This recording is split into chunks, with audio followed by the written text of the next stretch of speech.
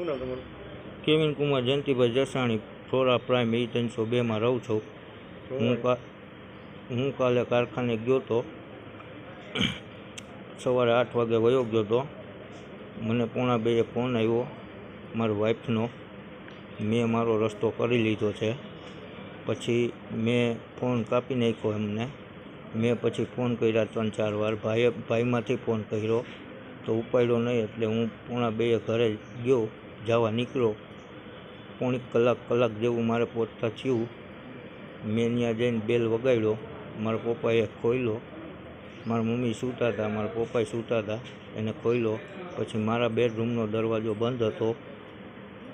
મેં ખટખટાવ્યો, પછી છેછી દબાવીને ખોલ્યો. સૂતી હાલતમાં હતા બે. હાર્પિકની બોટલ બેડ ઉપર પડી હતી. પછી મેં ભાઈને એને ફોન કર્યો ને 108ને બોલાવી. પછી અમે વોકાડે ગયા. મારી 2 છોકરી ને ઘરવાળીને લઈને વોકાડે ગયા એમરજન્સીમાં. ત્યાં ડૉક્ટરે કાર્ડિયોગ્રામની કરીને છોકરી ડેથ થઈ ગઈ એવું કહેવામાં આવ્યું ને નમ્રતાબેનને આઈસીયુમાં દાખલ કર્યા.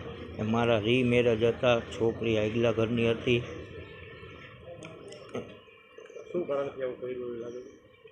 શું કારણથી હું હાજર નહોતો, ઘર કંકાસમાં કદાચ કર્યું હોય તો મને ખ્યાલ નથી.